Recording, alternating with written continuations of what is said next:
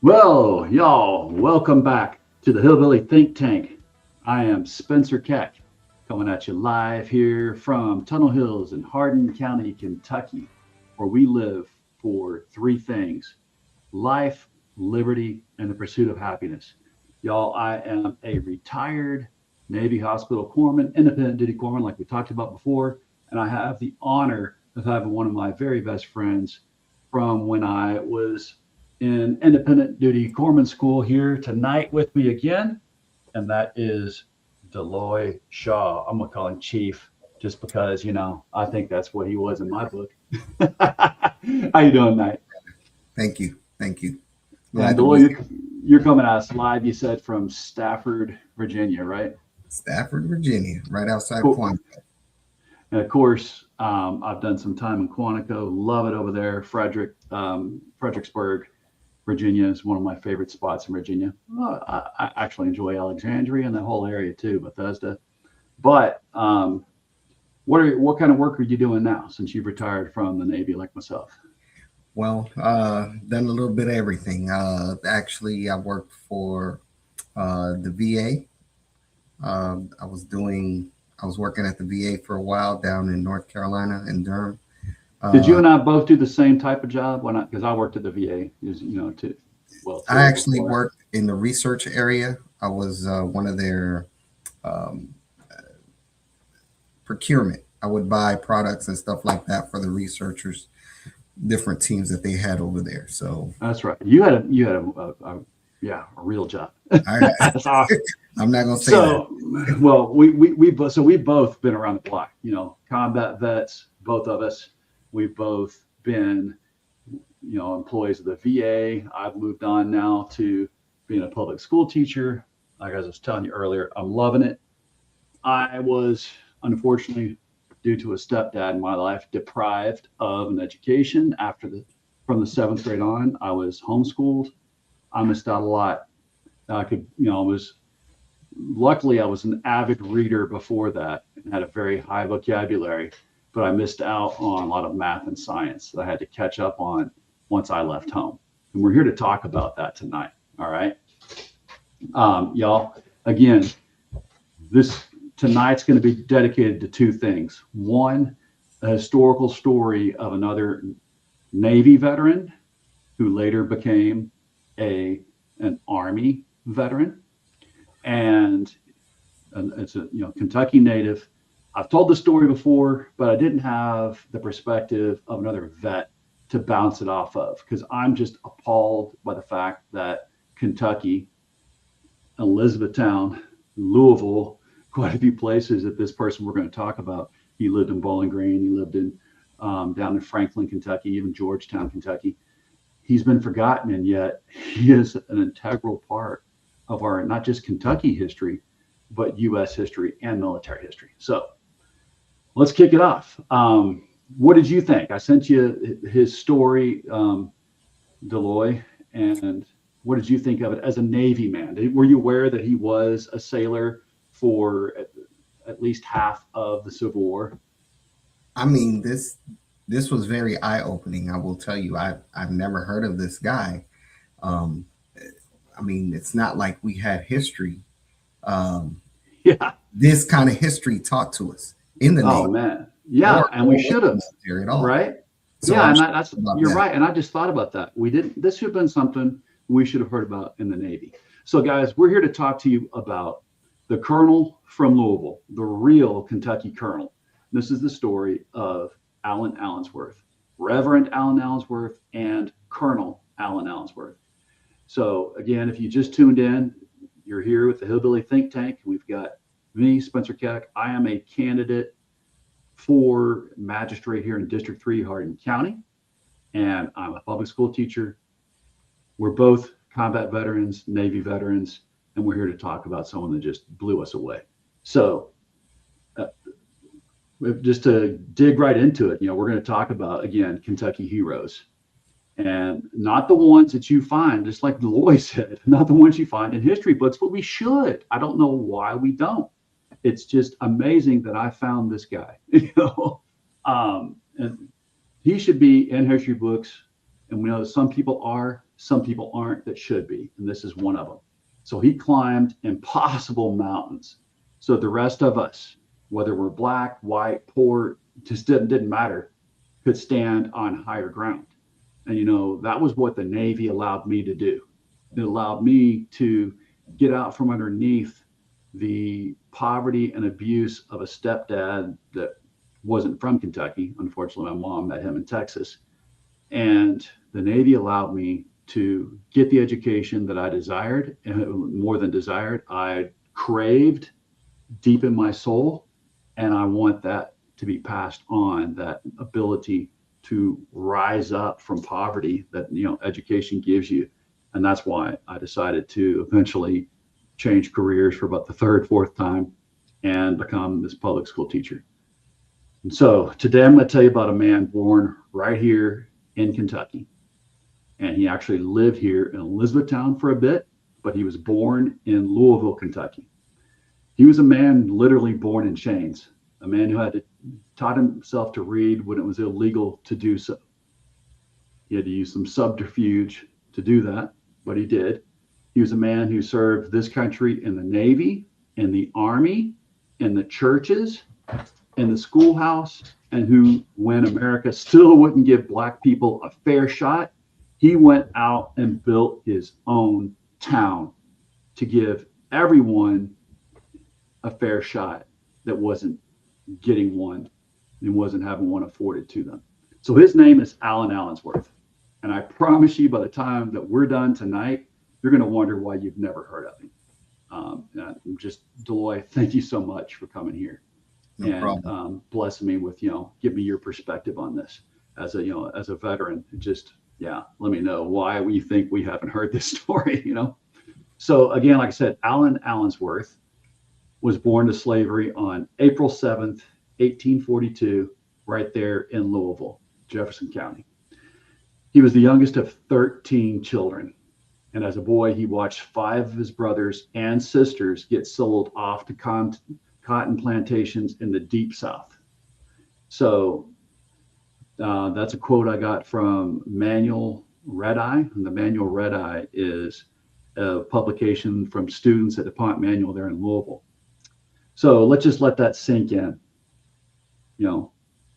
Watching 5 of your brothers and sisters get sold off to cotton plantations there in the Deep South. And we say the Deep South, we're talking about all the way down to New Orleans and other places.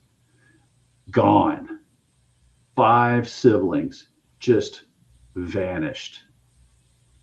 And that's not history in a textbook. That's a family torn apart. What do you think of that, Deloy? When you hear about that, it's one thing when you're raised with your siblings, and or the siblings are so much older than you that they leave home for better opportunities. But the opportunities, I'm not going to say they were better. They were sold off. Yeah. And sold down the river. When you talk about it, that's the definition of it, right? Went from the Kentucky River, the Ohio River. 13. What's that? Out of 13 siblings. Yeah, 13. All of them, most of them are sold. Yeah. And he had one, we're going to find out, that escaped Kentucky and went all the way up north into Canada. They never saw her again, but at least hey, she was in freedom. But as someone who knows what was like as a child to be beaten because I wanted an education, and my stepdad hated it if I was reading anything that he didn't think fell right into his religious context that he, in anything that could inspire me to want to be free of being beaten, I would get beaten worse. And And you well, can compare that to what's happening nowadays. In politics, they're pushing education to be kind of yes, education should be structured, but yes, you need to teach the truth, the honest truth, and not just the good stuff. You have no, exactly. you have to give both sides of the story and the real stuff that has happened. And we need critical thinkers. We're not there. There aren't any factory jobs to be training kids to. And the education system today was designed 100 years ago to prepare people to be factory workers. To be those automatons who would do what they were told, not question anything, and would be modestly proficient at reading and writing, so that they wouldn't put, rat poison in a recipe if they were, in a factory cooking. But that was just the basics of it. They didn't want critical thinkers. They wanted someone who would pull that lever at the factory. But we're past that now. What factory jobs do we actually have here anymore in this nation? I wish we did. I wish we hadn't been sold down the river when it comes to the American worker. But that's the sad reality, is that that happened back in the 70s and 80s. So education, like you're saying, needs to be something where we're teaching. I need to teach kids, in my opinion, to think critically, to read deeply, to know if they're being sold shit or shinola. What do you think of that? You have to polish them, because the way the push now is, using your electronic device to get information. Yes, it's a tool that you can use to help you create, like, to help you with a test. Tell the AI to create a couple of questions based on what you have in front of you, what you've learned. So it gives you a different mindset of how to think, to how to produce the answer, or how to reword your answer and get questioned in a different light. But a lot of us we're using that in the wrong way. We're using it to avoid study. So, and when I first started my collegiate endeavors back in, let's see, after my first tour in the Navy, so about 1994, there wasn't as in-depth internet as we have now. It was becoming, the World Wide Web is becoming something, but you still had to go out and read actual books, periodicals, magazines. If I was studying nursing, I had to actually go get nursing journals, or medical journals to study. But we also were taught to recognize the difference between real scientific studies and pseudoscience. And no one's taught that today very well, and especially not in junior high and high school, So we definitely are even further behind when it comes to recognizing what kids read on the internet. We don't teach them how to realize which is made up and not real facts, mm-hmm. and which is just someone pushing you an algorithm so that you go down their rabbit hole and they can sell you whatever they want, whether it's a political ideology or an actual product. We're all being bought and sold constantly with the algorithms. We know that. Oh, all right. Well, we're getting far away from the story here, but we're still, on track. So again, that was, we were saying, that's a family torn apart, but here's where the story is going to take its first turn. His mistress, this is the lady that, that owned him along with her husband. His mistress assigned young Alan Allensworth to her son, Thomas. And that boy, that white child, taught Alan to read and write, even though it was against the law. Now, let's just think about that. a white kid in antebellum Kentucky breaking the law to teach a black child how to read. That's just one human being seeing another human being and doing the right thing. Of course, there's a little bit more to that, though. I think I was telling you before this before we started here. Alan Allensworth, of course, had already been sold off to another family, and ripped away from his mom. But his mom at least still lived in Louisville. Not, and she was able to, see him occasionally, right? Somehow get, I guess would maybe doing errands, or maybe they'd give her a break from her master. I don't know, but she knew that Tommy, as he was called, was going to be going off to school, and she told her son, like, Alan, you cannot be considered to be fully a man in this world unless you get an education. And to have an education, you have to learn to read and write. But we know that you're not allowed to. It's illegal. So when Tommy goes off to school, he's going to go get his lessons every day. The teachers are going to teach him. When he comes back, play school with him. Have him pretend to be your teacher, and you pretend to be his student. He'll think he's playing a game, but you actually sit there and learn from him everything he learns every day. So he actually did that. So that's a subterfuge I was talking about, And of course, the two kids did end up becoming friends, but it didn't initially start off that way, but it did become that way. So there's when the mom found out that her son was teaching their slave to read and write, that threw her into a deep, deep state of anger. She didn't want her N-word learning to read and write. So, what do you remember of Nat Turner, Deloy? Nat Turner was, oh gosh, besides it was almost a war. Yeah. Because of him. But I mean, just having. Well, apparently, he had learned to read and write exactly. from being, I guess, a house slave, and somehow someone had taught him to read and write. I can't remember. It is. It's just sad.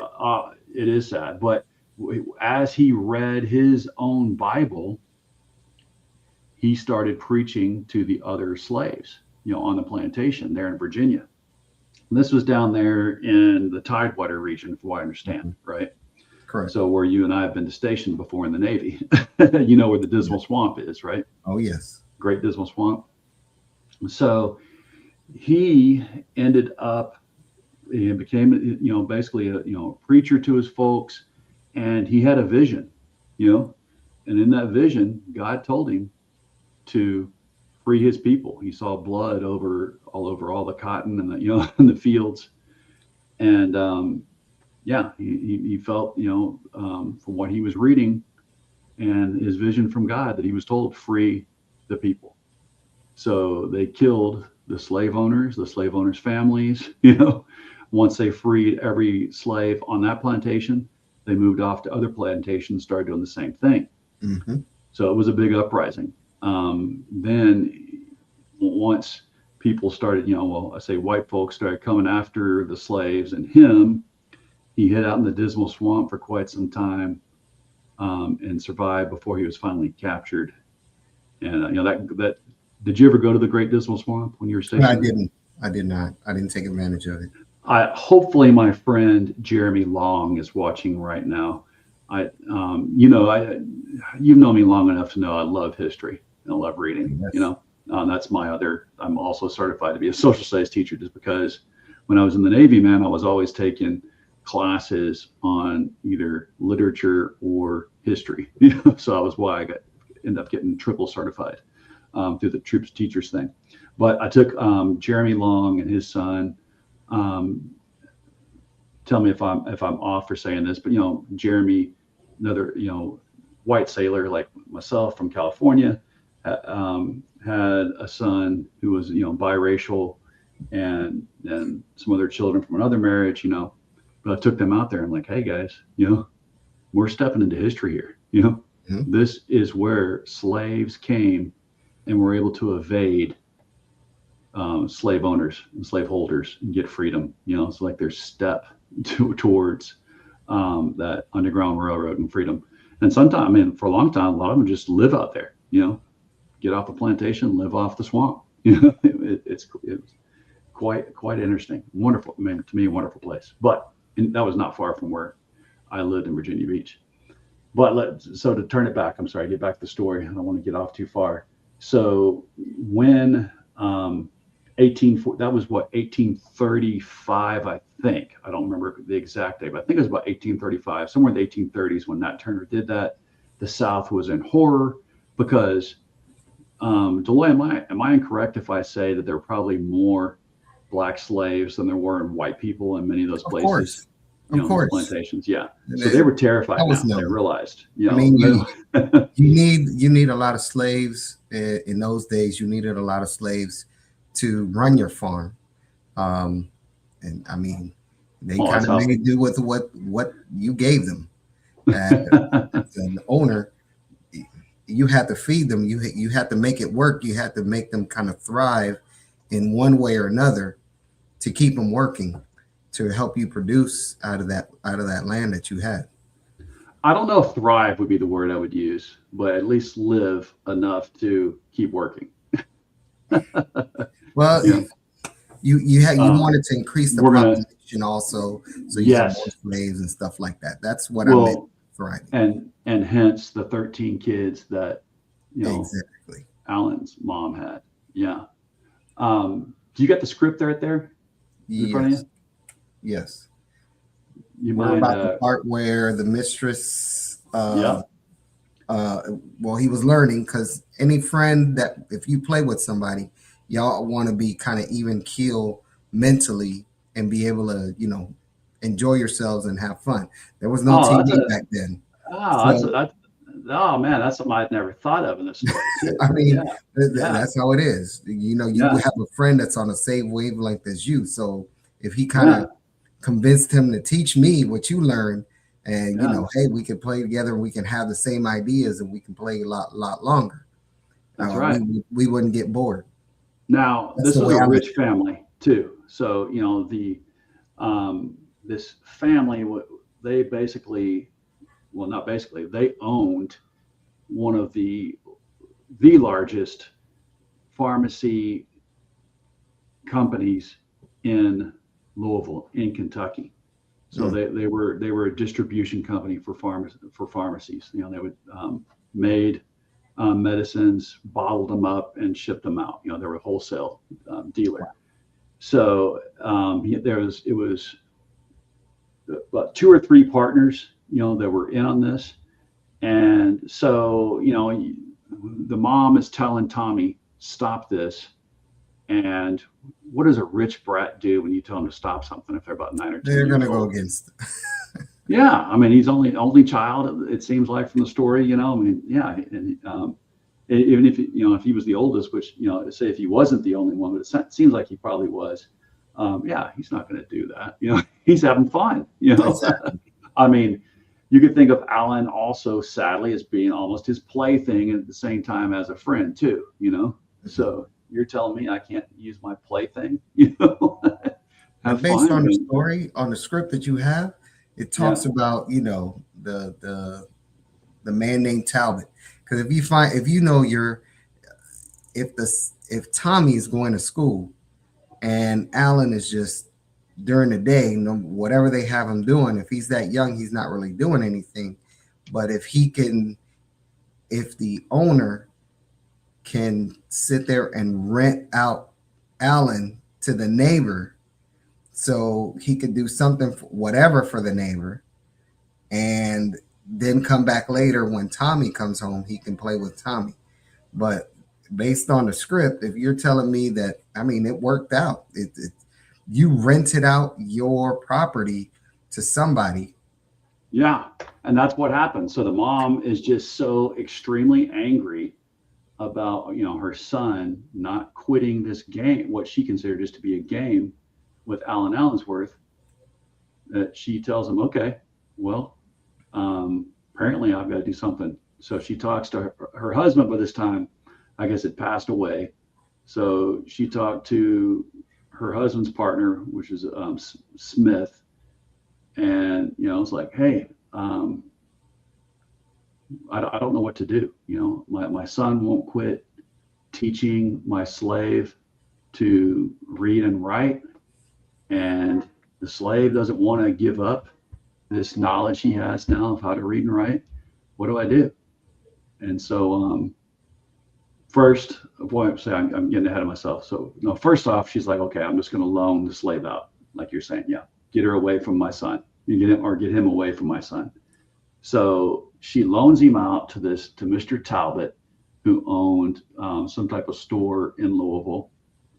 And she didn't know that Mr. Talbot's mom was really who Alan was going to be working for. Mr. Talbot had an elderly mom that the elderly mom needed a hand, but since he worked the store, he couldn't help his mom all day long, or he'd lose his business. Yeah. So Alan was supposed to be that help for Miss Talbot. Well, Miss Talbot is a Quaker. So what do you know of the Quakers and their relationship to slaves? Quakers, they basically ran for religious freedom. They came to the United States to avoid the Catholics, I guess. Actually, it was not the Catholics. It was the Protestant? Church of England who did not like them. Yeah, Okay. because they believed in having no hierarchies of people. They believed in complete freedom. Women could lead their prayer meetings, and they actually rotated. There was no actual set preachers. Everyone was, and it's still this day, this way today. Everyone rotates and delivers some type of message to the group. Everyone's equal, men and women, and they also hated slavery. They were very, very strong abolitionists. So once Alan is sent to live with them, with mainly Miss Talbot, she doesn't have any use for him being a slave. So she gives him his own bed in her room.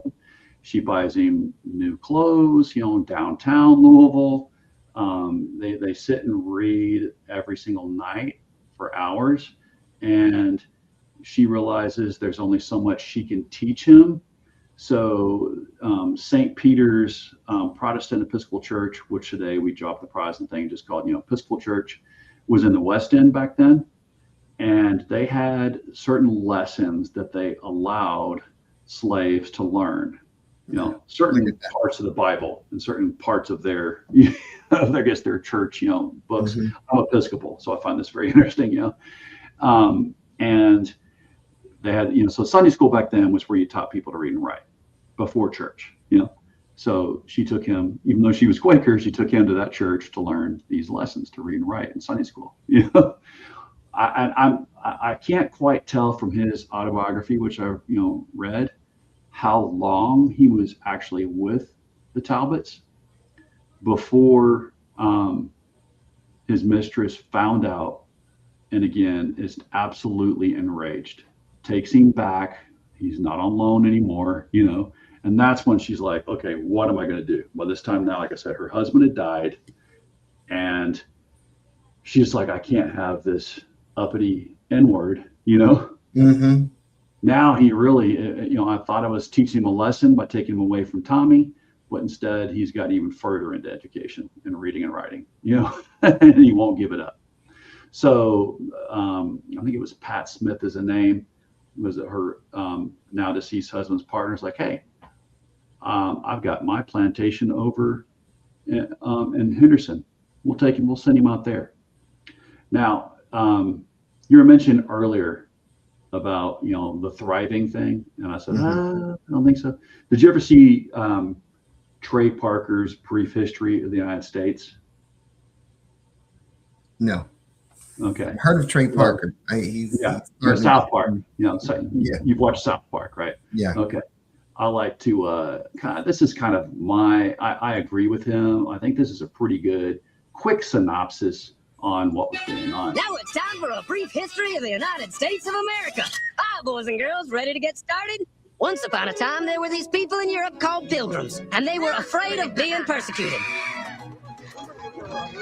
So they all got in a boat and sailed to the New World where they wouldn't have to be scared ever again. Oh, I'm so relaxed. I feel so much safer. But as soon as they arrived, they were greeted by savages, and they got scared all over again. So they killed them all. Now, you'd think wiping out a race of people would calm them down, but no. Instead, they started getting frightened of each other. Witch! So they burned witches. In 1775, they started killing the British so they could be free. And it worked, but they still didn't feel safe. So they passed a Second Amendment which said every white man could keep his gun. I loves my gun. Loves my gun. Which brings us to the genius idea of slavery. You see, boys and girls, the white people back then were also afraid of doing any work. So they went to Africa, kidnapped thousands of black people, brought them back to America, and forced them to work very hard for no money. And I don't mean no money like I work at Walmart and make no money. I mean $0. Nothing. Not a zip. Doing it that way made the USA the richest country in the world. Woohoo! Right? America. Hits the nail on the head. Now, every time I use clips like that, I got to worry. I don't know when YouTube will cut me off. Because sometimes it's like, oh, this is proprietary. So we'll just pause it here. We'll come back to it. Okay. But that's really what's going on. And this is what now in our story, this is where Alan Allensworth is headed. You know, he's been living in the house for years. Now he's 13, 14, and he's heading off to Western Kentucky, right on the border, actually, though, of Kentucky and Indiana. Of course, Indiana was an anti-slavery state, you know, no slaves were allowed. So by this time, though, we're getting close to the Missouri Compromise. So even if he did escape, anybody was required to send escaped slaves from the free states back to the, you know, southern states. You know, horrible history. But all right, so yeah. Again, the Talbots, they just wouldn't, you know, they made sure he learned, and then now he's sent down to Henderson.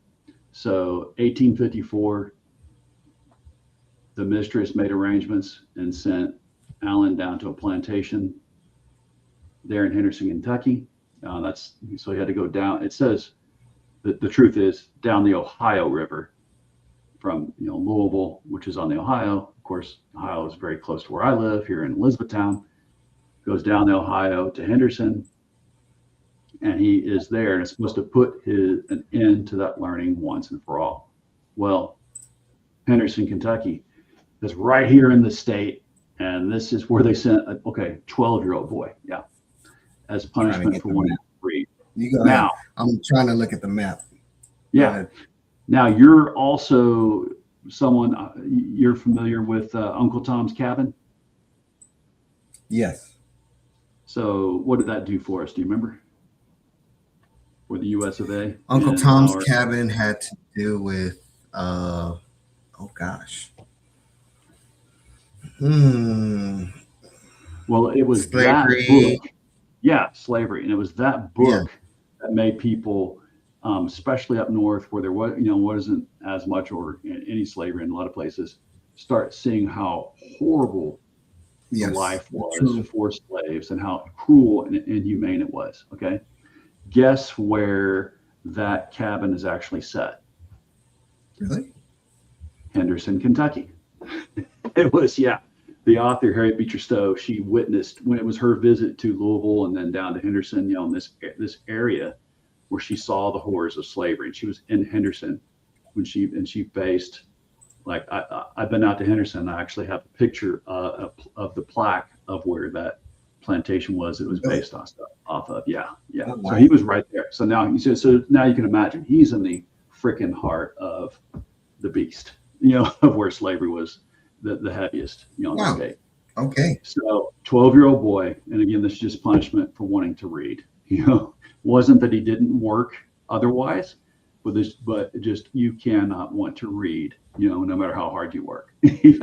So his new mistress, again, this I said was Pat Smith, was her husband who suggested, well, actually, it was her brother-in-law that suggested they go to, this plantation, and that's where Pat and Heath Smith are. Heath Smith is his new mistress, and she assigned him to be a houseboy, and she also would not allow him to continue to do his studies at all. And she would whip him, and the whole family whip him for trying to do so. But here again, grace is an absolutely amazing thing, right?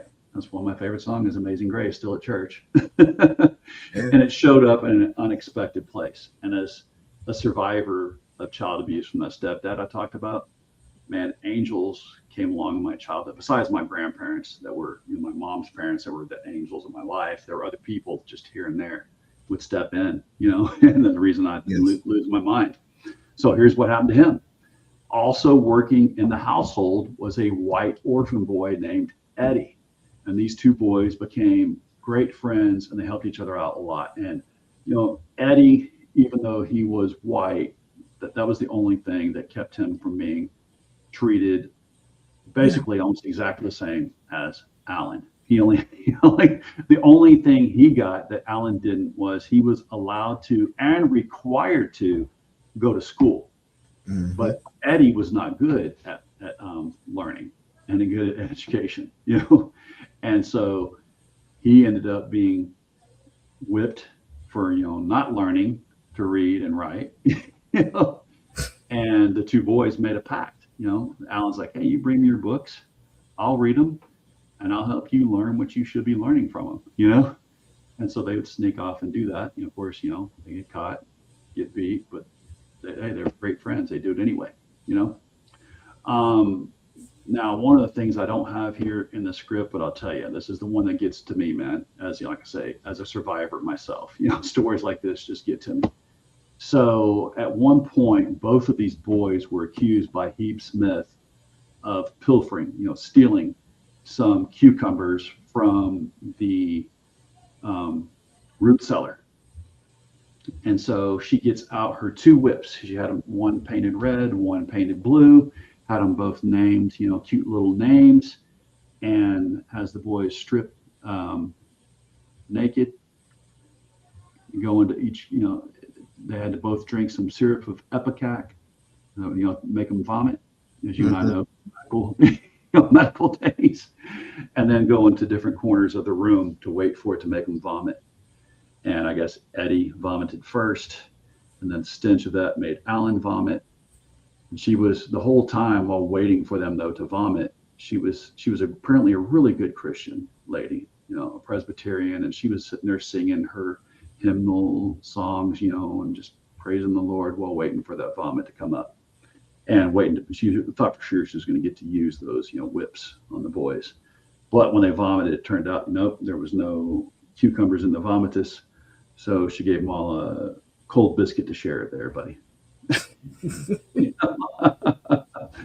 Which they never got. So that was, a treat. Mm-hmm. But no, I'm sorry, I was wrong. Now the next thing that happens, and again, it's not in the script, but I'm going to tell it real quick, is she one day was in her parlor reading, and apparently her husband came in from town. He had a banknote. I guess that's kind of like a draft of money, on a banknote. It's a large sum of money. He hands it to her. She absentmindedly, when she's done reading, sticks it in the book and forgets about it. Later, the husband asks her where it is. You need to use it. And she accuses Alan of stealing it. And so Alan's like, no, I didn't steal any bank draft. And so they bring another, I guess the foreman in, and the husband and the foreman strip him naked again, gag him, bind him with his hands tied to his ankles, and beat him for hours and hours. He, after passing out, coming to, he gives them a story of where supposedly it is, he has to make something up to try to get the beating to stop, And of course, they can't find it. They beat him some more, but he passes out so bad that he can't even come to for a bit. And then somewhere in there, the wife finds the banknote. Of course, no sorry for, Of course. beating that way. But it was not long after that, a few more things like that. They got even a worse foreman in who loved to beat the folks even more. And he decides at 14 years of age that he's going to go off to Canada because he is tired of not being able to learn to read and write and being beaten mercilessly for BS. I'm just going to go ahead and say bullshit. Well, sorry if you're offended by that. Yeah. So, I'm sorry, actually age 13.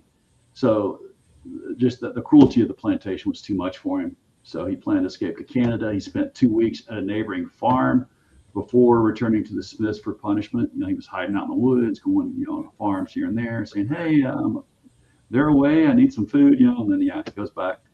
And then later he ran away again. And, he actually escaped being put inside of a smokehouse, when someone captured him. But he was recaptured. And then the folks, the Smiths sent a letter back to, or a message back to his, rightful owners in Louisville. And they're like, you know what? He's incorrigible. Go ahead and sell him down the river. So he was sold at auction on the courthouse steps of Henderson, Kentucky for $960. You mind looking up for me what we're going on and see how much that'd be worth today? That's $1,855. Let's see how much $960 would be worth today. So $960, folks. I mean, think about that. That is what they valued a 13-year-old boy's life in Henderson, Kentucky in 1855. And why did they sell him? For the crime of wanting to read and write and not to be treated like a freaking animal. Jesus H. Christ. So again, sorry, but I'm going to use my sailor verbiage here tonight. If y'all have a problem with that, we can take it up with Jesus later. But so, he was sold on the block in Henderson. So they go down the Ohio River, take him to where? I got the figure. Yeah, what's the figure? The figure equivalent today or purchasing power would be $36,000. $36,437. 13 years old, man. That's basically, racehorse money, That back then could buy you a lot of land. Damn. So he sold in Henderson, and they float him down the Ohio River to where, you get down to, I think, Paducah, and you're now, entering into the Mississippi river country, goes down to Memphis. He's sold again on the auction block in Memphis. And then in Memphis, they ship him farther down the river all the way to New Orleans. So that's truly down the river when you make it all the way down to New Orleans, where the largest trading block was in the antebellum South, Again, I'm sorry that I didn't put this on there, but I know this story so well, and I don't want to, cry in front of you, Deloy, but again, it's near and dear to my heart. So he gets down there to New Orleans, 13 years of age, and when he is in those slave pens with thousands of other human beings crammed in like cattle, Deloy, how much? At 13. At 13. Do you want to make any guesses as to the horrors he might have seen while waiting to be sold and hoping to be sold quickly? I mean, you're in a cage. You have to use the bathroom right then and there. It's not like they're going to take you out open They're going to feed you scraps. They're going to keep you there. Um, you're there day and night. I mean, I don't want to say horrible conditions, but Deloitte, I want to take it to compare it to something that is currently going on in our history. We know of a certain island that a billionaire took people to, right? Underage people. You know the things that he did with those underage people there, right? So at 13 years of age, Deloitte, he's witnessing girls his age and women older being basically people that are up, that are thinking about buying them, or what, I mean, what can I say to not be crass, but to just say that they're being sexually exploited before being bought and after being bought right there in front of him. They didn't care. not at all. I Not, mean, not at all. So we're talking New Orleans and trying to think of the other place down there in Mississippi. New Orleans had they were two of the richest cities in the U.S. at the time, right? So you're talking millionaires today, billionaires today, going down there, tasting the goods. It's their playground there yes. in those. I mean, it has. This is the horrors that a man. Yeah, this is what a 13-year-old is seeing simply for wanting to learn to read and write. Again, it just because I went through so many beatings, book burnings as a child, and freedom to me is the same thing it was for him. Just wanted to learn to read and write, and I wanted to read many books. Hey, I enjoyed the Bible, but I knew there were other things to read, But and I'd be beat for it. I went through book burnings, with his stepdad. So I know the mindset that he was experiencing, So again, while he's down there, grace, in a way, it's a convoluted thing, but it's still called a bit of grace.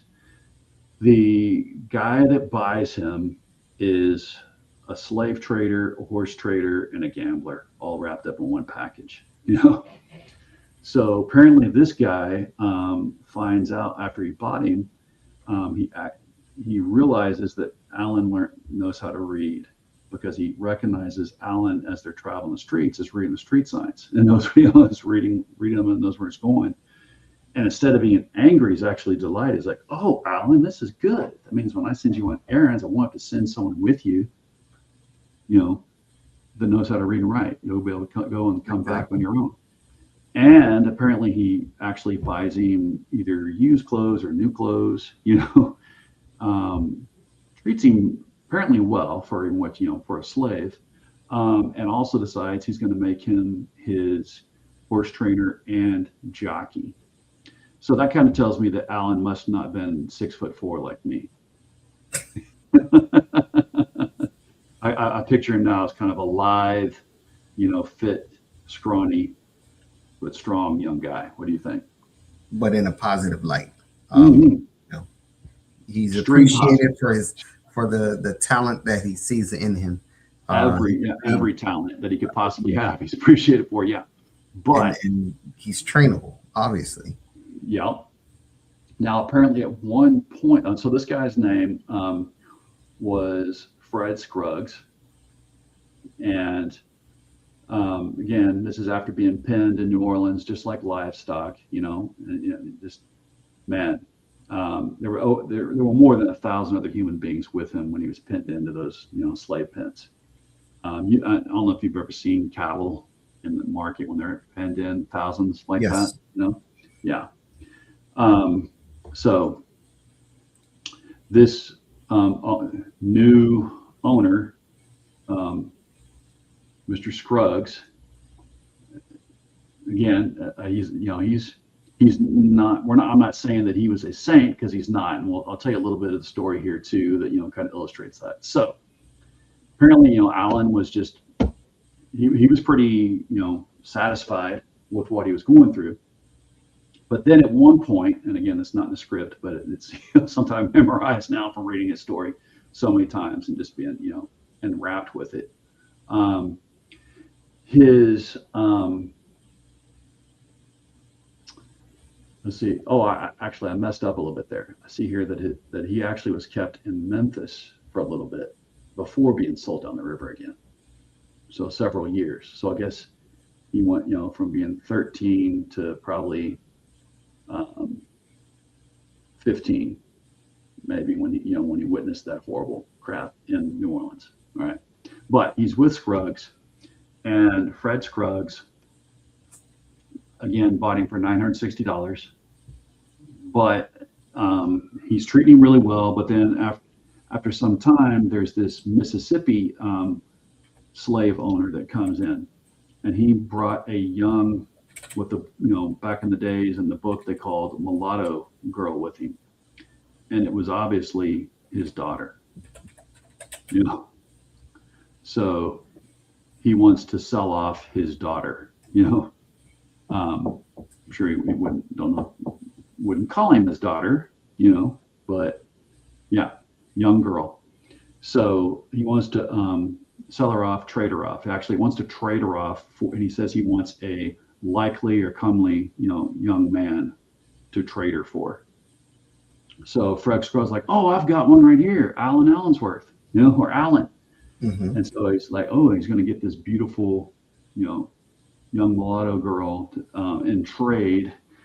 And tell me if I'm wrong about using that word today. I don't, but that's, what I'm, getting from reading a book that's over 100 years old, and the owner at first is like, oh yeah, Alan looks like a great, a great trade. But then Scruggs is like, oh, hey, and guess what? He knows how to read and write too. So you won't have, you can, you can be of good use. And the owner in the Mississippi slave trade is like, what the F are you doing to me? Trying to give me a educated N-word? What the, like he was, now thinks he's getting the wrong end, the raw end of the deal. Exactly. It's like, no, I'm taking her back. So then Scruggs trades some other young African-American that was, about the same age of male for the girl instead. So basically, he sees, still he's a teenager. He sees that that girl is now, Scruggs is, like, for lack of it, for just to be, modern, honestly, brutal, to be honest, right? So, well, it turns out, now he's been in New Orleans for, from Memphis to New Orleans, he's been gone from Kentucky for quite some, years. But in about 1860 and 1861, Scruggs like, hey, we're going to get ready for one of the big races up in Louisville.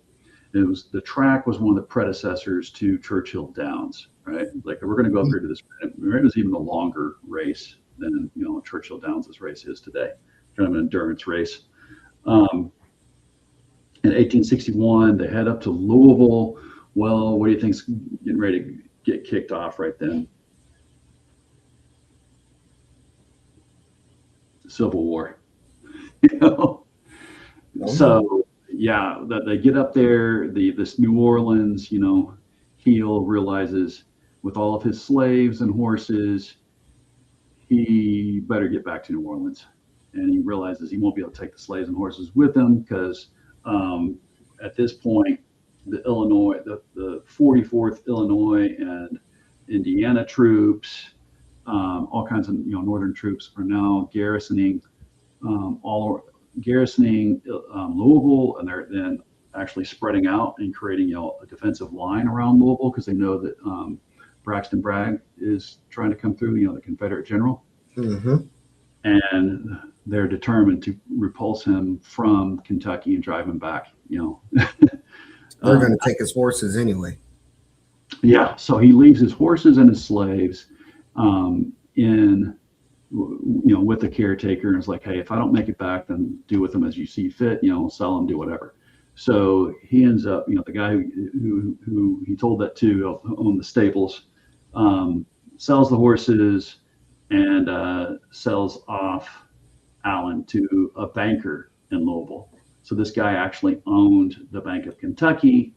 And before he knows it, he's about 12 miles south of Louisville on a 25-acre plantation. You know, this rich banker owns like 2 houses in Old Louisville, and the pride of his ownership is a 25-acre plantation in what is now Shively, Kentucky. Guess what is also on that site now, since I've done some research deep into this myself. Please tell me, because I'm about to go dig into it. Yeah, an African American Baptist church. Wow. Located right where that yeah. And I'm going to try to get them involved in this story, but because I don't think they know this, part. So he was there. That was the line of the 44th Illinois, and so now he's about 19 years old. I figure he's born in 42. This is 61. I think I did the math. I think he's about 19, and he goes over to talk to the Union officer that he meets. That's camped right there on the edge, or right in the tree line of this plantation. It's like, hey, I tried 2-3 times to get to Canada. I want to get to Canada. I want to escape. Can you help me? Apparently, I guess the officer must have been an abolitionist-minded guy, It's like, I tell you what, yeah. Well, of course, at that point, African Americans weren't allowed to join the Union military yet. But he's like, hey, we're going to be leaving here in a few days to go chase Bragg, and they were heading to Perryville. There's a big battle there, Like, you can follow us. We'll put you in disguise. We'll give you this old uniform, and you can march with us as if you're one of us, So he smeared mud all over his face, apparently put an old pot in his head. They gave him an old, rifle, in this old uniform, and he marches right down Salt River Road, which is today Dixie Road, which I drive on every day to get to work in Louisville. Takes a right on Main Street, goes right past the Bank of Kentucky, right past his owner with the troops, and marches out of Louisville. Apparently, when he gets out, he could have then, gone across the river into Indiana or Ohio and made his way to Canada. But apparently, he's like, you know what? It seems like this war is about freedom for us. I'm going to see what I can do. So he volunteers. Since he can't be be a soldier, he becomes a field medic or an orderly. So he is following the troops, working with the Army doctors, doing nursing duties, corpsman duties like you and I did, And so he's at the Battle of Perryville. He's at all the battles in Kentucky, all the way down to the Battle of Nashville, nearly captured along with the doctor that he's working with down there in Tennessee. They barely escape. And when they, get back together, the doctor's like, you know what? We've had a year now of this. I'm going to take some leave. Why don't you come with me to Ohio? He goes to Ohio with the doctor. First real taste of freedom in his life, complete freedom, gets his own room. They give him his own clothes. Then, let's see, 63 rolls around, the Emancipation Proclamation. So African Americans are allowed to join the Union military. Then DeLoy, what does he do? Raise that right hand. He raises that right hand and swears to defend the Constitution against all enemies, foreign and domestic, for the United States Navy. That's right, sir. Apparently, when he had been on those boats as he was being sold down the river, first when he went from Louisville down to Henderson, he actually paid a lot of attention to what the boat stewards did. And he was able to talk himself into the position of a steward on the ship. So he actually got a good rank just from the beginning, being able to demonstrate experience. His experience. Yeah. And buddy, guess what rank he achieves by the time the war is over in 65? I don't want to give away what our rank was, but buddy, he was a petty officer first class. Look at that. Yep. So from there, he and his brother, one of his brother, he gets back, finds out that his brothers that have been sold down the river, they're back in Louisville, reunites with his mom, and he and one of his brothers go to St. Louis, start 2 restaurants, just about get swindled by some white folks there to try to accuse them of a crime they didn't commit, to swindle them out of their money. They win their case. Alan's brother decides to take his money and go invest it in another business venture and stays in St. Louis. And Alan's like, I'm going back to Louisville. Comes back to Louisville, gets deeper into education, goes to the normal school, then decides he's going to be a minister, goes down to Nashville, goes to theological school down there, marries a piano teacher, organ player, and they come back to Kentucky. And buddy, every place he becomes a preacher, he also starts Sunday schools. And he gets the nickname the children's preacher, because all these children start coming to learn to read and write, and then their parents come. So now, like in the West End, the two churches he preached at, they're still in existence. Olivet, Mount Olivet Baptist Church and 4th Street Baptist Church, still in existence today. He tripled them in size. Wow. Next, Franklin, Kentucky had it's still, thriving, smallish town on the border of Tennessee and Kentucky, but it's in Kentucky.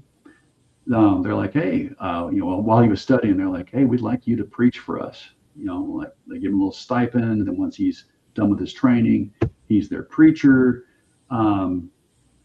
Is successful there. The church was about to fall apart, but he uses his Navy skills that he learned, to lead and make things organized, keeps them together, goes back to Louisville. That's where he starts, preaching the Baptist churches, Sunday schools. Then he gets a call to go to Elizabethtown, Kentucky. The oldest Baptist church west of the Allegheny Mountains is here in Elizabethtown. That's Severn Valley Baptist Church. Apparently, even one of my ancestors went there, I think. I was just looking at today at my family tree when I was at the old grave site, thinking about all the story. Yeah. And so right after the war, the white folks left the church to go create another, bigger building. And the African Americans that had, they bought it. And it's their church. But it's about to fall apart in the late 1860s or early 1870s. I think 1870s probably by this time. He's called to Elizabethtown, and again he uses his skills that he credits from the Navy, teaching him order, discipline. There's I guess a group that is really uneducated, of course, as they almost all were, and more into, I don't know. You have to read I don't want to say things that could come off wrong, but he just really brings this church, the two groups that are like clashing. He brings them together. He uses all kinds of strong leadership skills and a bit strict. Resolution at its core. Yeah, that church. So they use that church all the way up until, I think the sign says 1994. It's right across the street from my church. And there was a sign there for years that didn't say anything about his story. Okay. It just told the story of Severn's Valley Church. It didn't mention that in 65 to 94, it became the African American church, Baptist church, Black Baptist church. But just last year, a new sign was put up there, and it tells now more history, and it tells that history of its, Black Baptist church history that wasn't told before. And it just, gosh, it, blows me away, man, So what's your reaction to him so far? What do you think of this guy? Inspired at all? I'm inspired. I'm just blown away that it's not talked about. Dude, and there's no reason why it's not brought up. And so there's no mention of him on that sign. I'm trying to get a hold of the First Baptist Church, which is still the historically Black church. It's a mile away now, maybe. I think either a mile, maybe two. I don't think two. I don't think it's that far. It's a few blocks really away. Is the newer bigger church, that they moved to.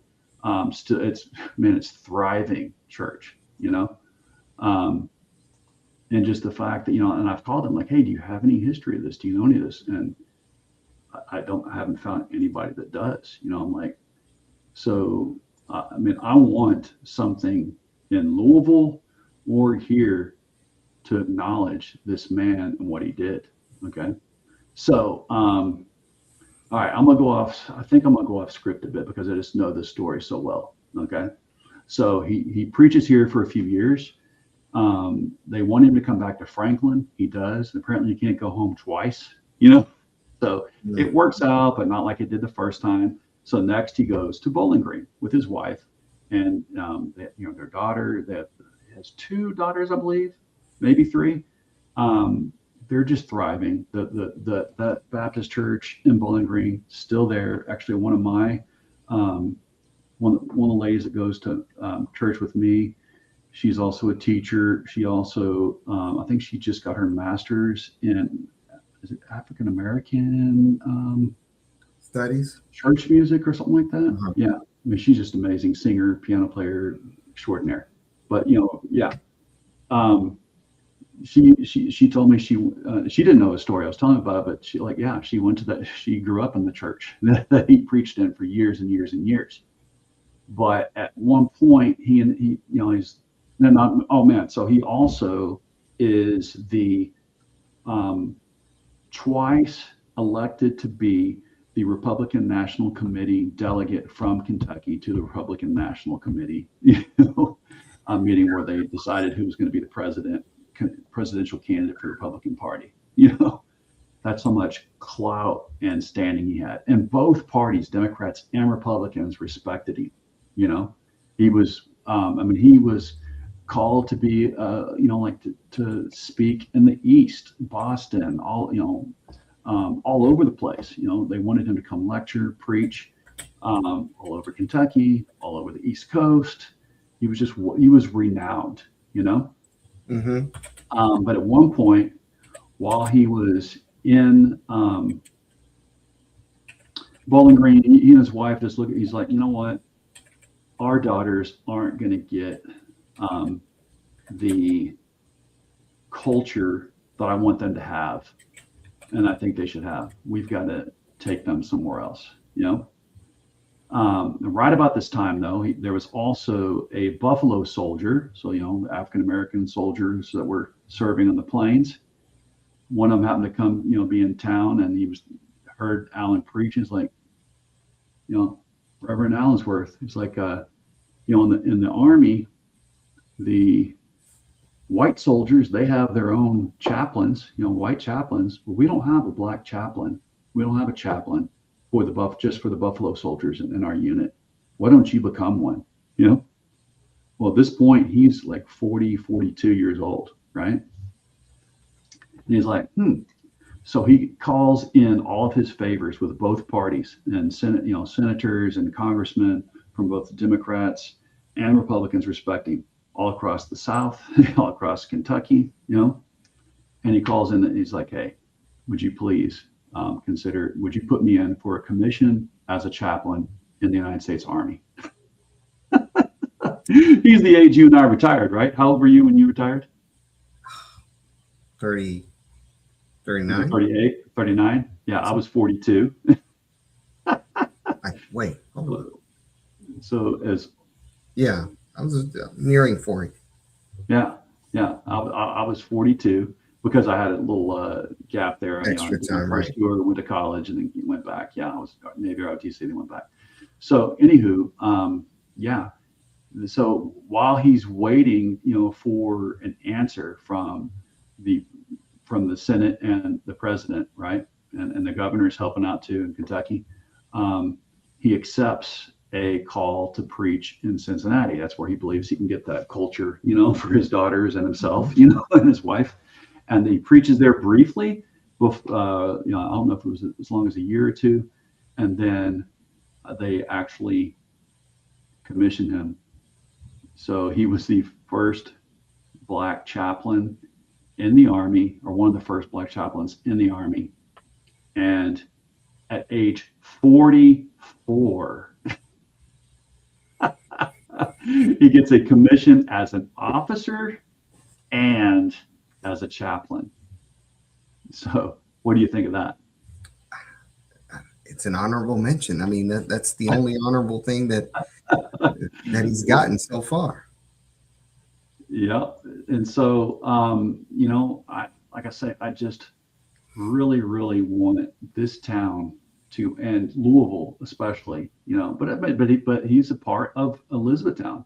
I want to see Kentucky remember one of their amazing sons. I mean, this is just, I'm so inspired, because the Navy did so much for me. I think it did. Didn't it do a lot for you too? I'm blown away. I mean, yeah. And so to see someone that did what we went through.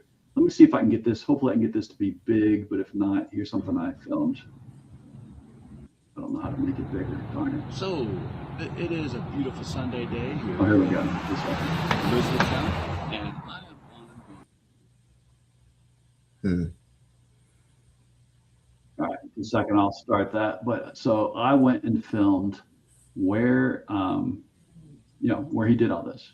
So again, across from my church is the Severance Valley Baptist Church. It's right.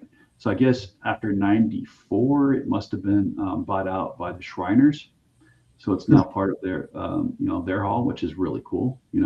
It's a historical landmark. We've added another layer to that plaque that never mentioned the African Americans, and that's been added now. And I'll show you right here, if you don't mind. And I am on the southwest edge of District 3. Do a little walk around, do a little history, show you some of the places, many that I think are awesome here. Starting off in the square, walking on down the square, starting off at Walker Square, and we'll end at Walker Square. So get the camera person to walk a little faster and keep up with you. So coming down here to the square. Of course, we know this is, well, I'd say one of the best parts of this town. We still have an active downtown. Got some great bars down here, restaurants, shopping. Talked about. So this is where Alan Allensworth would have walked. Going to show. We've got running souls over here. This is the old Elizabethtown. Running souls walking to. We've got a great coffee shop here that we all can go to here. Of course, we've got the cannonball that she's going to point to up here. That is replica of the one that was lodged in the wall. And that camera person did a pretty good job, didn't she? Back in Yeah. 1862. That's something. John Hunt Morgan came here and lobbed into the city during the Christmas time. So he was firing from the graveyard, which we know is over that way. And we've got Summer and I, my camera person, we've got some of our ancestors buried in that graveyard. So we're coming down this way. And I promised the camera girl that we're going to come here soon to Mud Puddle Pottery Company, because this looks like it's got to be a fun place. Fun here. All right, I'm going to fast forward a little bit to what we really need to hear. Okay. I know you are on a schedule, so we're moving through. Of those liaisons would go on to get his freedom by going to Camp Nelson in Kentucky. He escaped slavery from Paris, Kentucky, went to Camp Nelson, and once he joined the U.S. Army there, that got him his freedom. Then, so that's another side story. John Hunt Morgan, that Confederate man who fired upon Elizabethtown on the Christmas raid. He was a slave owner from. He had a plantation in Paris, Kentucky. He actually was from Alabama originally. Well, he had a child with one of his slaves. That child had a child who was Garrett Augustus Morgan, who would later, when he should have been in the 7th grade, but Kentucky wouldn't send him to school anymore in the 1870s, he went over to Ohio, Cincinnati, started working in a factory there at age 14, I guess, and used his money there to hire a teacher to teach him English and grammar that he should have gotten in Kentucky but didn't. And guess what he invented later? Gas mask, traffic lights. Another story. Yeah, similar story. We got a lot of interesting stories like that from here. Wow. When that freed slave, who was a son of John Hunt Morgan, had a son, his son, if you look this up, is the person who invented the gas mask. The gas mask that firefighters still use, self-contained breathing apparatus, and the same gas mask that would save soldiers from German gas in World War I. So look up that Morgan. You're going to find that Morgan was amazing. But he had to go to Cincinnati and then to Cleveland to do his work because Kentucky would not let him get an education after the age of 13. Once he completed the 6th grade and was functionally illiterate, he went over to Ohio to work when he should have been in school the 7th grade if he had been white in Kentucky. But instead, went across the river, started working in a factory, spent his money after working a 12-hour day. He would spend his money then paying a tutor after work to teach him English that he should have gotten for free if he lived in Ohio instead of been born as a descendant of a slave in Kentucky. But that is another part of our history tour. Come on over here, and I'm going to briefly take hold of the camera as we walk this way. So we're walking down now to the original Severns Valley Baptist Church. So you see here, we're now coming up to Poplar. We got the original Severns Valley Baptist Church. So this is the oldest Baptist church back in the day. Amazing Grace.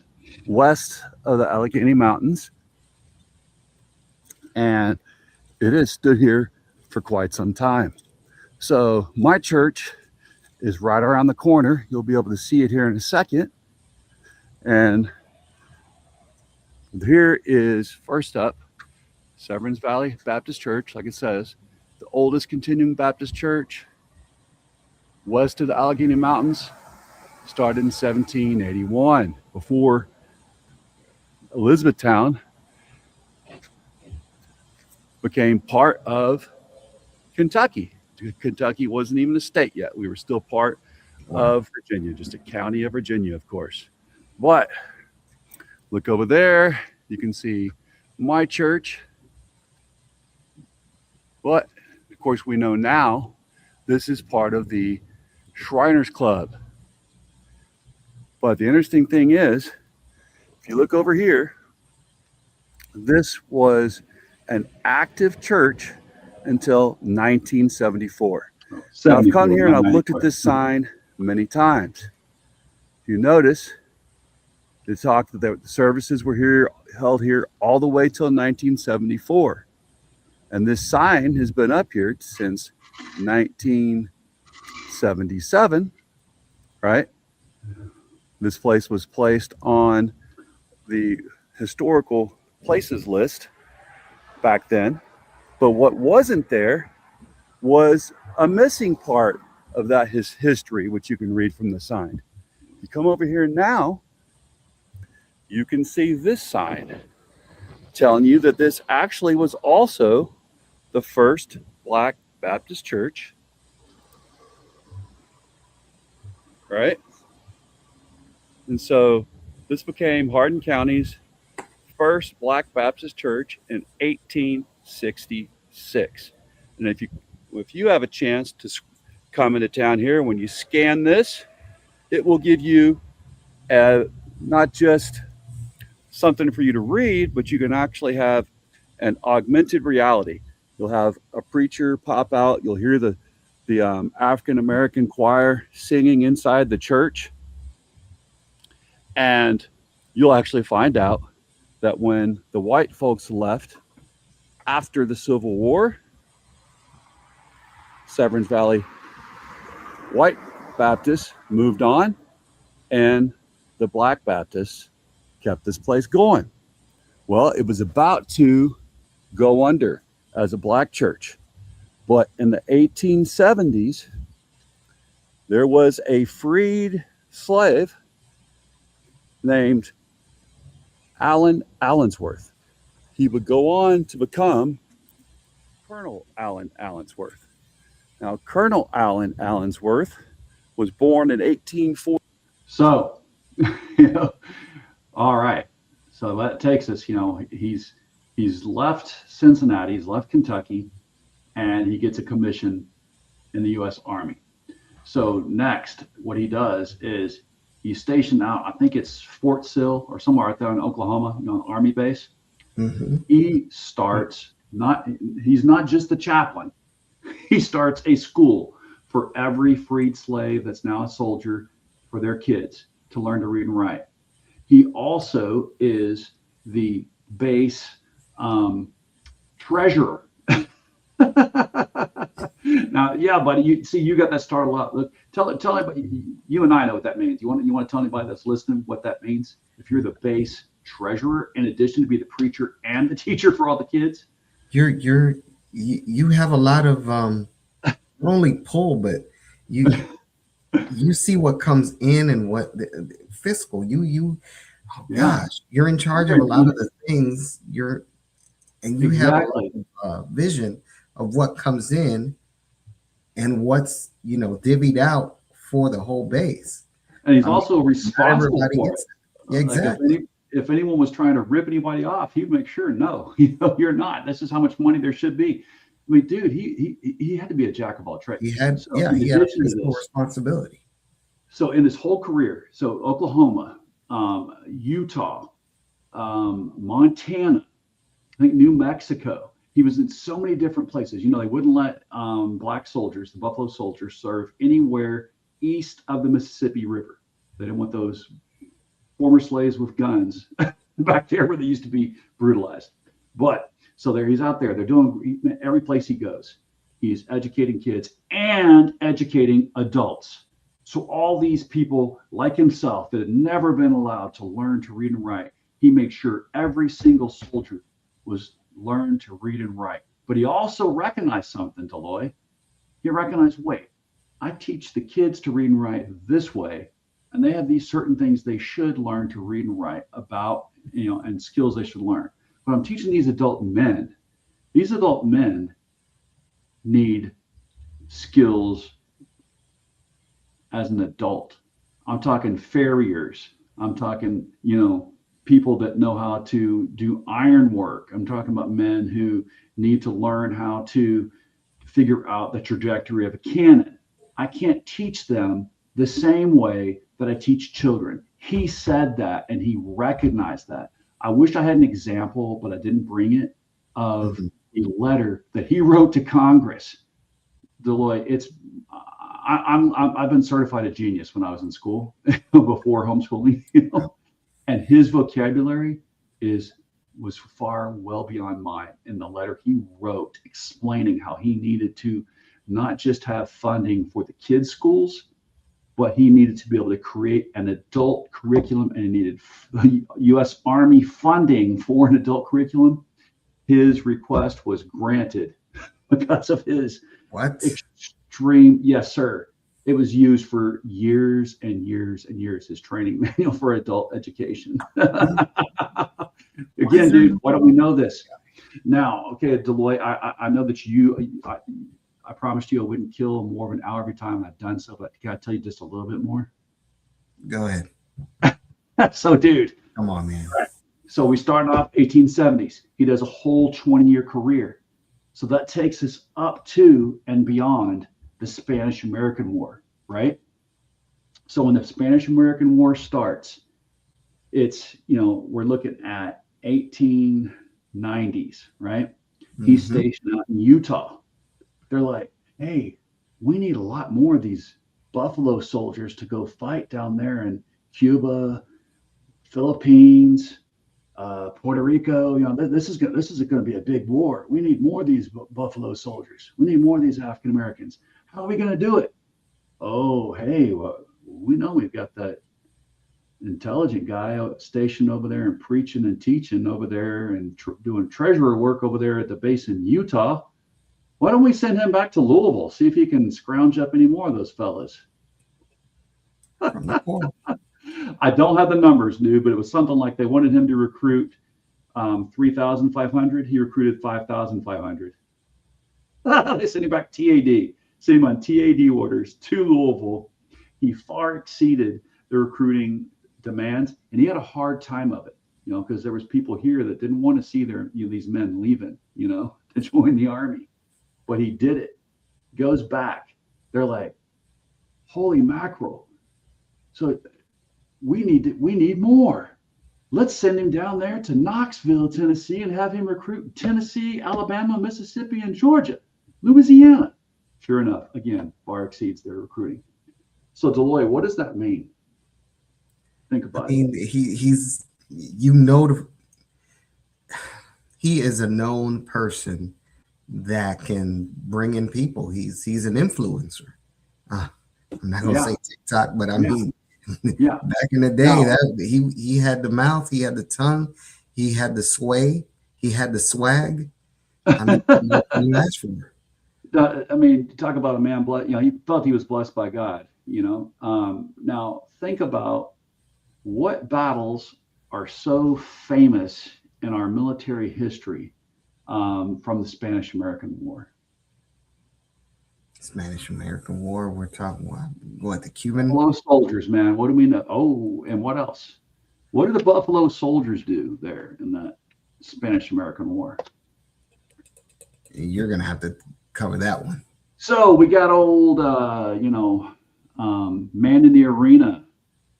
We got Teddy Roosevelt, right? He decides he is going to grab a bunch of cowboys, make his own unit, and go down there to San Juan and Cuba and become a hero, right? Mm-hmm. Do you realize that if you were to look at what happened in San Juan, it was actually the Buffalo soldiers that carried the water for that battle, but they didn't get the credit. If you were to widen out the pictures of the Buffalo soldiers, when they did, when he made it, of course, he took a picture of Teddy Roosevelt and the Rough Riders, right? Mm-hmm. You saw the whole wide view of that picture. They're surrounded by Buffalo soldiers. The Buffalo soldiers had gone up and taken the massive casualties and actually taken the hill and actually rescued his ass. And yet he wanted a honor, Gosh, for that battle. Yeah. So let me just quickly give you a shot of that. So what else does that mean, though? It took me a couple times to reread, look at videos, and think of this, and to realize who was in this frickin' picture right here, brother. Probably an ass load of Kentuckians. Yeah. San Juan Hill. He over recruited in Kentucky when he was sent to Louisville to recruit. He over recruited in Kentucky, goes back from his TAD to Utah, and then they send him back to Knoxville to recruit the rest of the former antebellum South and to get former slaves and their children to join the Buffalo soldiers. And those guys performed. I mean, go do some research on it, man. They carried water in San Juan. They carried the water in Cuba. They carried the water in the Philippines. So this is a fix, with no mentions. But, well, yeah, there's more awareness was being made, but now we're trying to cover that up, with our new Whiskey Pete Keg's Breath, erasing any signs of this, from the military. You're not going to get much out of that. So, dude, he did just amazing career, dude. He retired. His last duty station was Fort Harrison, Montana. That's where a lot of the Buffalo Soldiers had 2 duty stations in Montana. Missoula was one of their big outposts, and Fort Harrison, which is in Helena. That was my last place. That was the last hospital I worked at in the VA. I took care of COVID patients there, rescued a lot of people from, COVID. They had me working as basically as a corpsman during COVID right there in Fort Harrison at that hospital. I didn't know how hallowed the grounds were when I was there. I didn't know the story when I was there. I would have done, I would have a lot more videos and research, dude. I know his story. I didn't know there was another Kentuckian that I was walking where he walked on the base that he walked at. Yeah. So he retired in let's see what my script says there. Because he did a 20-year career, 1906. 1906. Then it's not over yet. He's out in Cali and he's talking to other luminaries, and and they're like, guys, we can't seem to get over this plantation slave mentality that they have of us. We just want to. He apparently, when it came to that battle between, do we go the W.B. Du Bois route or do we go the George Washington Carver route? He took the George Washington Carver route. Okay, you want us to be separate, and you say that we need to, pull ourselves up our bootstraps. Well, we can't do that with you when you're holding us back. We'll do it separately if you insist. So he's like, okay. He talked to a bunch of other luminaries, like, we need to start our own town, our own farming town, where we can buy and sell and trade on our own terms, grow things on our own terms, no middlemen to screw us, So they started a town in the valley out there in California, and it's named Allensworth, California. There is an Allensworth State Park in California that you and I didn't get to visit when we were stationed out there. Dude, their own schools, their own libraries, their own, they for a while they prospered and flourished. Then apparently, the script probably tells us 1916. Some teenagers ran over him on a motorcycle, some white teenagers in Monrovia, California. Yeah, when he got off a train one day. I don't mean to cut the story short, but I know you're short on time. And I had one more thing there that I'm going to do a 6-minute run through. Okay, go for it. You cool with that? Yep, go ahead. All right, y'all. We're going to segue a little bit. Hopefully I haven't killed your attention, but this is an amazing story of an amazing man. And Kentucky, man, we've got heroes that we just, Lincoln was amazing. We've got other people too, So I'm going to try to every now and then mention them. But tonight we need to talk about our current heroes, how we're treating people like Mr. I'm going to call him Chief Deloy Shaw here, who's with me, retired Navy, and myself. We're combat vets, and we rely on the care that we receive in the VA, and we rely on it actually doing, what should have been done, and us being given that promise that Lincoln made to us. First, let's give a quick shout out to the people that are saying hello here. We got Anna Sombia saying hi. Is that your friend or mine? Hello there, Anna. You got someone named Brawler Bo? Brawler Bo. Do you remember me? Man. See, now Brawler, I probably didn't know him as Brawler Bo. Hey, that's all right. Yeah. Michelle says hi. Hello, Michelle. We got Slow as. All right.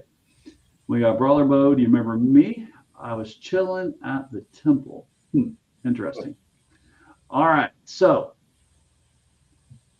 now there were promises made to us, just like there were promises, I'm sure, made to Alan Allensworth when he retired, you know?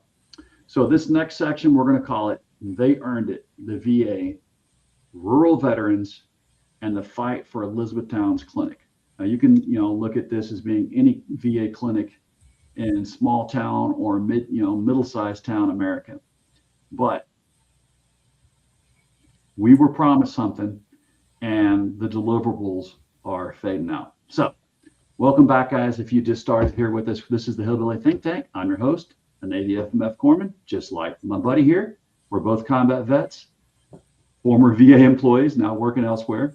I'm a public school teacher, and I'm a candidate for Hardin County District 3 Magistrate. Today, we're going to continue here. We're going to talk about something that hits me right in the chest, as I'm sure it does Deloy, because it's personal, it's local, and it's urgent. We're about to lose something in this country that took 161 years to build. And if we lose it, the people who will suffer first and worst aren't politicians in DC, are they, Deloy? They're veterans living in rural communities like ours, right here in Hardin County, right here in Kentucky, and right over there in Stafford, Virginia, where you are, I'm sure too, right? Everywhere. Everywhere. So let's talk about the VA. There's a quote carved into the stone of the Department of Veteran Affairs building in Washington, D.C. It comes from Abraham Lincoln's second inaugural address, delivered one day before the Civil War ended. It says, quoting Lincoln, "To care for him who shall have borne the battle, and for his widow and his orphan," unquote. That was the promise. That has been America's promise to its veterans since 1865. And remember, we just had a story about a man who ended his first military career in the Navy in 1865. And then he went on later to do back for more. Yeah. So right now, that promise is being broken quietly, methodically, and on purpose. The Veterans Health Administration is, in fact, America's only socialized medicine system, albeit one that serves a small slice of the population. Like healthcare systems in the United Kingdom or Scandinavia, the government owns and operates all VA facilities, and all VA employees are on salary. Now, I know some of you just heard the word socialized and your ears perked up, but hear me out, because the VA isn't a political talking point. It's a lifeline, and it works. VA physicians are salaried, not paid fee for service, which means they have no financial incentive to overtreat patients. Think about that. And studies have shown that the VA is the only healthcare system that consistently follows the standard of care for patients with low risk prostate cancer. That's watchful waiting. While outside the VA, men are far more likely to receive unnecessary surgery or invasive radiation. That's not a broken system. That's a system that's doing its job without a profit motive getting in the way. Now, let me tell you about a man named Bruce Carruthers. He's 81 years old, a Vietnam veteran, lives in Waynesville, North Carolina. He drives 36 miles to the nearest VA medical center, where he's been treated for prostate cancer, most likely caused by his exposure to Agent Orange in Vietnam.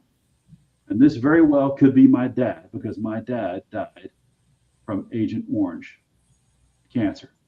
So let's listen to Bruce's story. A few weeks ago, he noticed a suspicious mole on his neck. He sent a message to his VA physician and got an immediate response. A same-day referral to a dermatologist who quickly booked an appointment. He said, quote, "This would never happen in the private sector, at least not in rural America. I would have had to wait months," unquote. That's the VA working the way it's supposed to. Mhm. And that is what is at stake. Now, the way I see you nodding your head, would you mind just give me a little amen and hallelujah and how it's going? Tell me what's up. I could tell you that, yes, the VA system, they have a lot of people that they focus on you. Um, Now they're more getting more technologically advanced, where you can get visits, through your phone when it comes to mental health. Um, yeah, I've had many appointments through my phone where I talked to my mental health doctor, and we had plenty of discussions. He was finding out how I was doing and all that stuff. Um, And I when- have too. I want to just pause just for a second. When we say on our phone, we actually are talking about through a video conference, though, too. Video Right? conference. He can Yes, see me, I can see him or her, the yes. provider. So it's not like, we're just talking, but they can see what we're going Yeah, definitely not like vocal. No, they're looking at you and they're noticing everything about you, how your mood is. They ask you all the questions, and all the pertinent questions. Um, and they offer you to come in, but in this light, if they can use the technology of a phone in appointment, it's a lot easier on people. Absolutely.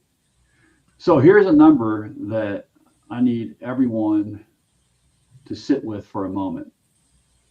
About 1 in 3 enrolled veterans, that's roughly 2.7 million people, lives in a rural area.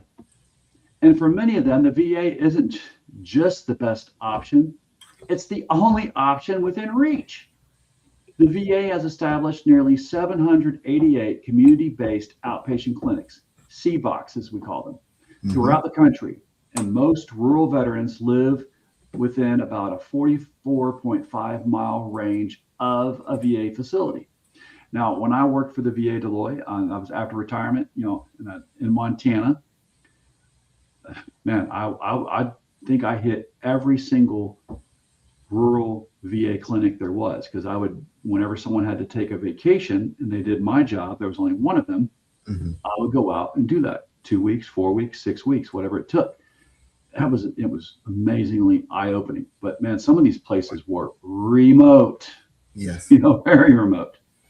Now, here's where this gets very local for us. Think about us here in Hardin County and even Stafford, where you are, DeLay. There is a VA community-based outpatient clinic, a CBOC, coming to Elizabethtown, Kentucky. Can you believe we don't have one up until now, DeLay? There is one on Fort Knox, but still not outside of the base. And Hardin County has the highest percentage, ratio of veterans in the whole state. So guys, this is going to be right in our backyard. I mean, it's just going to be right across from the edge of my district if I'm elected to magistrate in District 3. It's going to be less than, I think, 2 miles from my house. So right in our backyard. Wow. Now, a Dallas-based developer has been awarded the VA contract for a 62,000 square foot facility on Pear Orchard Road off of Ring Road.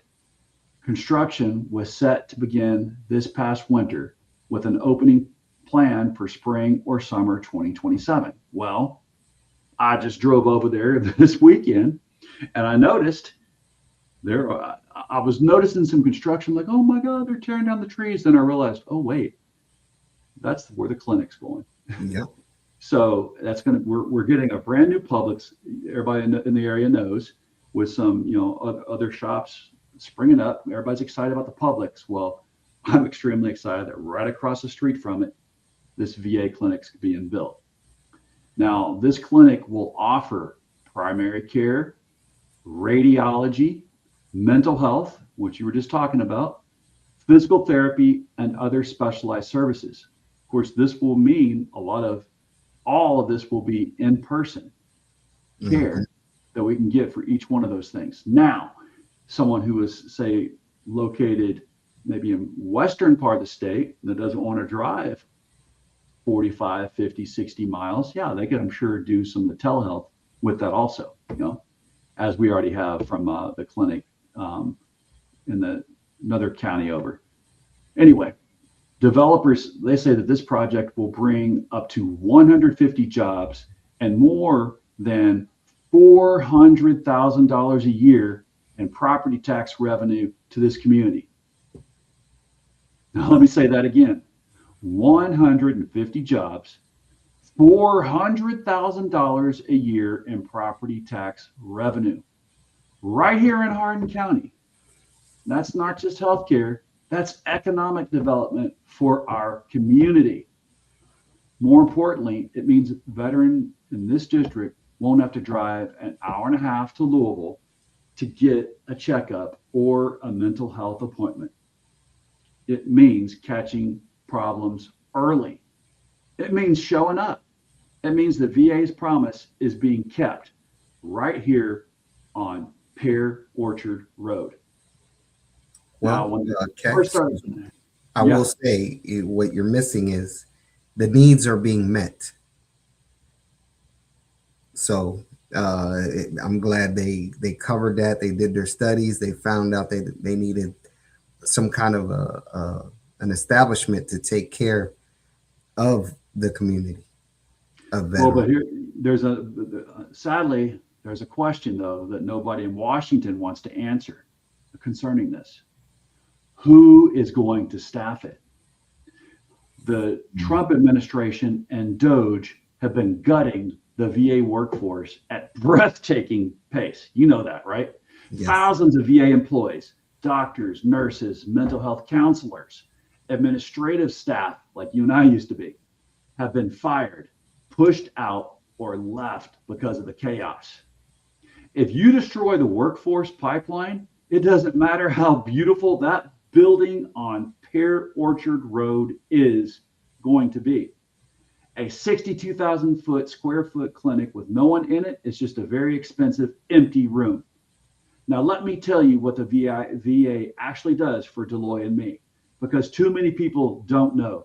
And the people who want to privatize it are counting on your ignorance, because that's what they want to do. They wanted to cut all these people in order to privatize the care that Deloy, nation's largest research institution outside of the National Institutes of Health. Now, the Deloy, you worked for that part about it, as you were just telling us, man. Mm-hmm. You know that it developed barcoding for medication administration, the first implantable cardiac pacemaker, the nicotine patch, and the first shingles vaccine. They all came out of VA research. It established the link between football concussions and chronic traumatic encephalopathy. And its million veteran program has assembled the largest genomic database in the world, helping researchers better understand and treat anxiety, heart disease, cancer, Parkinson's disease, and more. Now, over 70% of the nation's physicians have received training at VA facilities. Guys, that's phenomenal. That's a lot. And if we try to privatize this, we're losing an amazing, enormous, and bountiful place for physicians to get amazing training. Now, nearly 90% of educational institutions partner with the VHA, Veterans Health Administration, and a $900 million a year training program. And in times of disaster, the VA Medical Center in Puerto Rico was the only functioning hospital on the island during and after Hurricane Maria. And it was open to non-veterans. Yes. During COVID, VA facilities cared for non-veteran patients in overwhelmed hotspots like New York, New Jersey, and Louisiana. So this is not a broken bureaucracy at all. This is a national asset, and it is our community asset too, right here in Elizabethtown. So why is it being dismantled? Well, before we go on to answer why it's being dismantled, Zoe, I know I'm killing your time, but can you tell me a little bit about what you saw about research that I missed there? Because I know that VA research is amazing. What did you witness? I witnessed that they're very in depth. They really want to take care of the people. They are looking at every option available. They're using all the resources to get the right type of care. That's their goal. And it benefits the whole nation, not just veterans too. Correct. Right? It's passed around. Knowledge is shared. And because they use a lot of these universities, they staff with a lot of practicing interns and stuff like that. And they share the knowledge. I wanted to say share the wealth, but the wealth is the knowledge. Because those, people get good practice. I mean, yeah. I will tell you, gotten amazing care from those. We as medical corpsmen, we part of our training was to spend, I believe it was 2-3 weeks at a VA. Yeah, you went to Great Lakes like I did. Yeah. Yes. Yeah. Yes, sir. Yep. We got to work at the VA. It was amazing.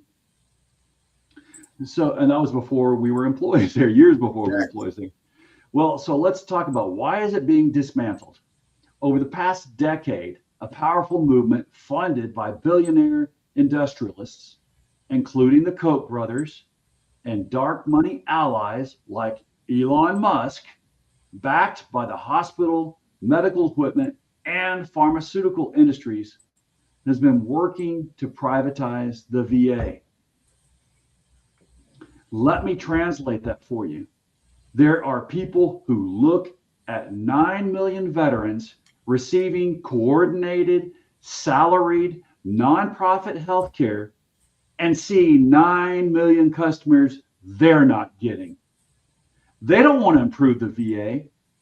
They want to replace it with something that sends veterans into the private market, where those industries can bill them, upsell them, and profit from them. And if that happens, if that network of VA clinics gets dissolved into a voucher system in communities like ours, where the private healthcare system is already stretched thin, there may be nothing to go to. That brand new clinic on Pear Orchard Road becomes worthless. Now, I want to be real with you. I worked at the VA. I served as a Navy Fleet Marine Force Corpsman, independent duty corpsman. I've seen this system from the inside, and I know it isn't perfect. No system is, but I also know what it means to a veteran in a rural county to have a place that was built for them, staffed by people trained for them, that treats the whole person, body, mind, homelessness, legal troubles, and all.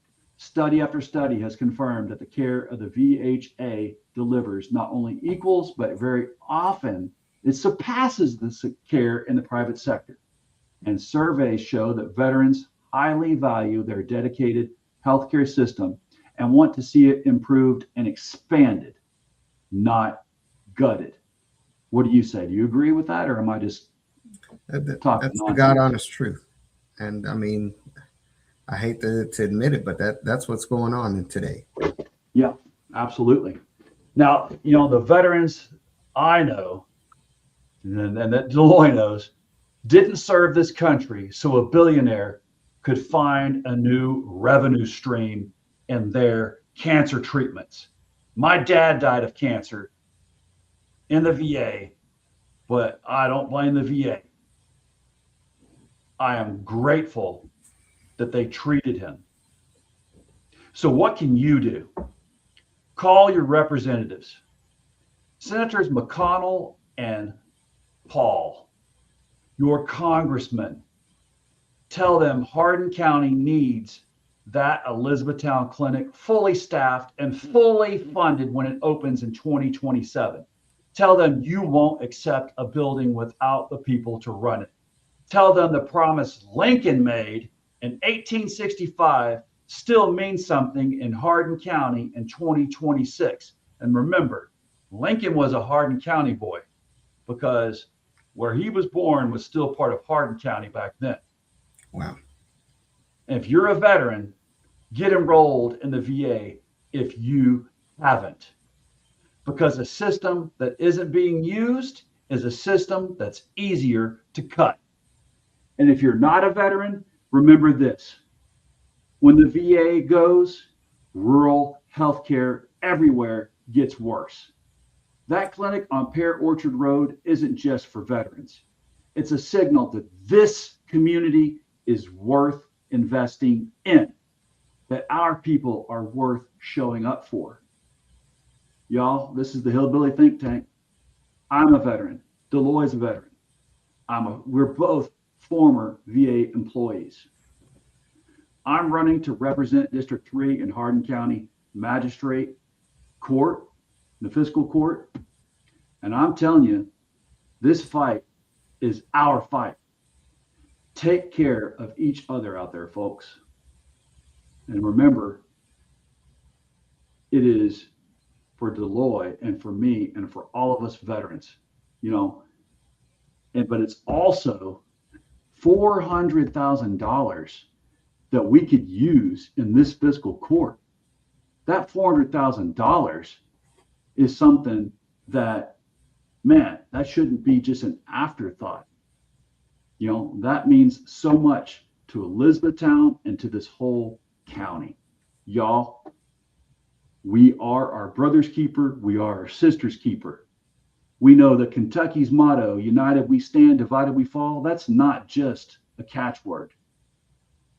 If we truly love our neighbors as ourselves, we can't be divided. We can't fall. So remember, everyone deployed overseas tonight, bless your corazon and have a great rest of the week. Thank you so much, Deloy, for coming out and sharing these stories tonight and contributing. Bless you, brother. All right. You have a good one. You too. Thank you so much. Good night.